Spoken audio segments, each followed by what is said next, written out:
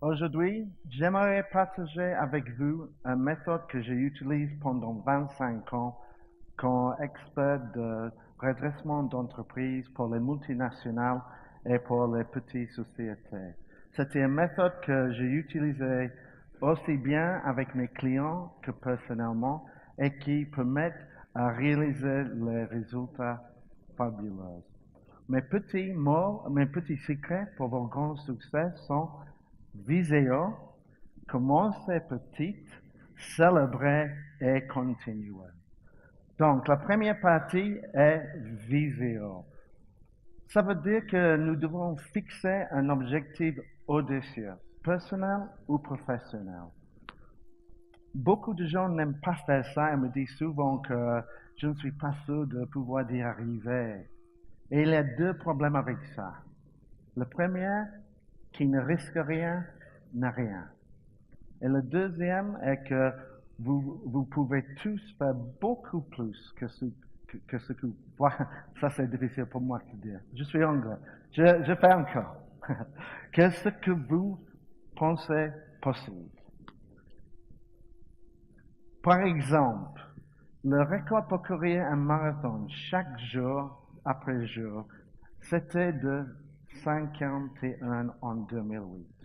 En 2012, Ricardo Abad, un Espagnol, il a pulvérisé ce record quand il a couru 607 marathons en 607 jours. Son objectif était de faire 500 marathons consécutifs, mais une fois achevé, pourquoi pas continuer, et il a couru encore 107 marathons de plus. Encore plus étonnant, c'est que pendant tout ce temps, Ricardo travaillait en usine. Une semaine les jours et une semaine les nuits. Évidemment, je ne dis pas que tout le monde doit essayer de courir 608 marathons. Non. Mais je sais que quand vous regardez tout ce qu'il a fait, c'est vraiment possible que vous pouvez faire plus que vous pensez. Donc, nous devons viser haut, parce que c'est les grands objectifs qui nous inspirent. Les petits objectifs n'excitent personne.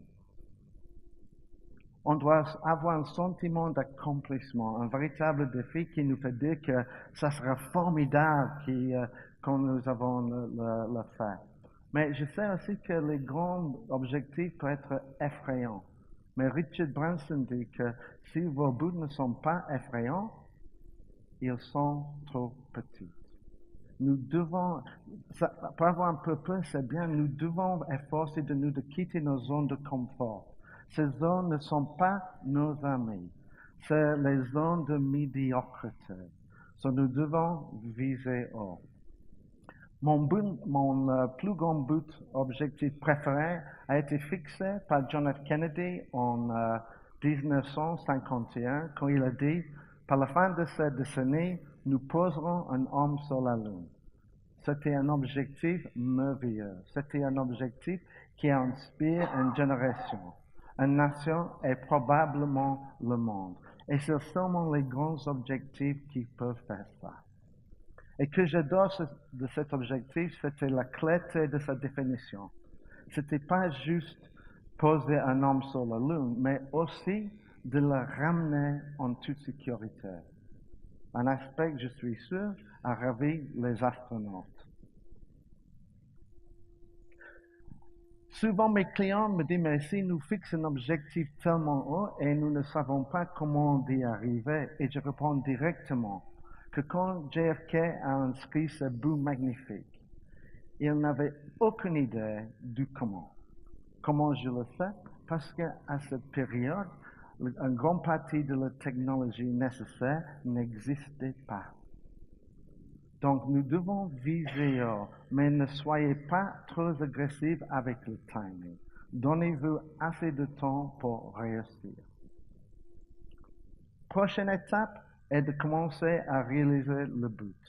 Et étonnamment, pour beaucoup de gens, commencer est la partie la plus difficile. Pourquoi? Parce qu'ils doutent d'eux-mêmes. Et où vient ce doute? Nous avons tous deux voix que nous entendons, qui nous empêchent d'emprunter la bonne route. La première voie, c'est interne. C'est le petit diable que nous avons tous sur l'épaule, celui qui dit que nous ne sommes pas assez bons, que nous n'avons pas ni le talent ni le temps. La deuxième voie, c'est celle de tous les gens autour de nous, qui dit également que nous n'avons pas le moyen de le faire, que ça ne marche pas, que ça ne produirait jamais. Mais souvent, ils parlent d'eux-mêmes et pas de nous. Ils expriment leur propre doute, leur propre peur, et nous ne devons pas laisser notre potentiel devenir prisonnier de leur doute. Le meilleur moyen pour commencer et surmonter le doute est de commencer petit. Trouvez quelque chose que vous pouvez faire et commencez par là.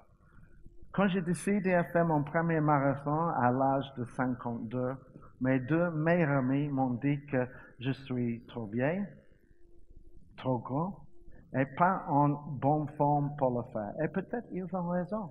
J'étais 52 ans. Et 40 km, c'était beaucoup. Mais j'ai trouvé un programme qui commence avec 15 minutes de jogging chaque jour pendant le premier jour. Le lendemain, j'ai couru 15 minutes. C'était pas beaucoup, c'était pas facile pour moi à ce temps, mais c'était un commencement. Nous devons trouver quelque chose de facile à faire à commencer par ça. Nous devons trouver quelque chose qui nous libérerait de ces deux voies négatives. Et si tu es dans une position de leader, soyez l'un sur l'autre épaule qui dit aux gens que c'est possible, qu'ils peuvent le faire et que ça va marcher.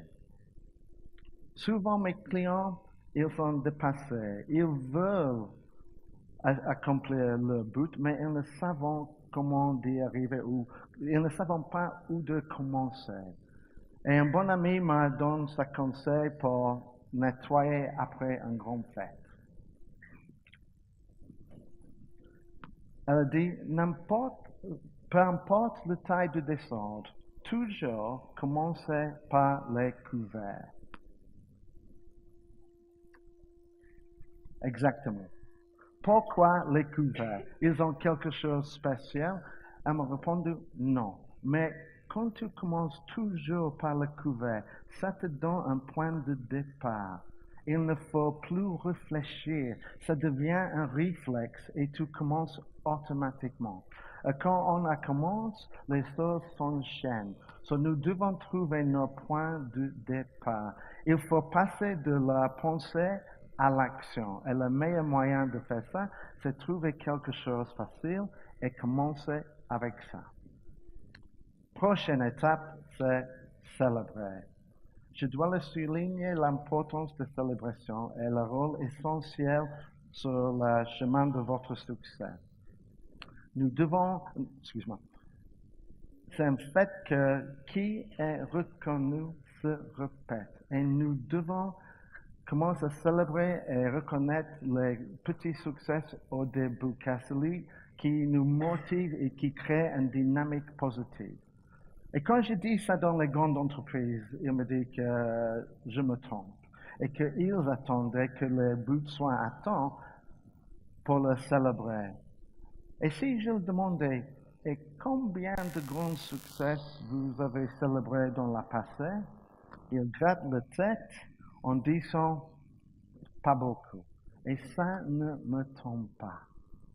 Puis je le demandais s'ils se souviennent comment ils ont réagi quand leur enfant a fait le premier pas et est tombé sur le derrière. Et ils ont dit comme tout le monde, nous avons applaudi, nous avons acclamé. Pourquoi?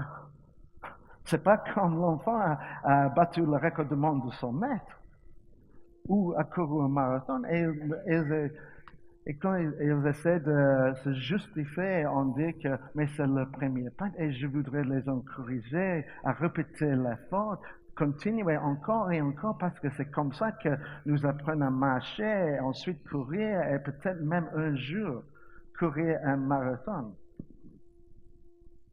Voilà. Ce même principe devrez s'appliquer à vous-même et à votre équipe. Si vous voulez que les gens répètent l'effort, vous devrez commencer à célébrer le premier pas, le premier effort, le premier succès. L'estime de soi et la reconnaissance sont deux besoins fondamentaux. Et quand en encourageant les gens, nous répondons à ces besoins, et ça nous encourageons à continuer l'effort.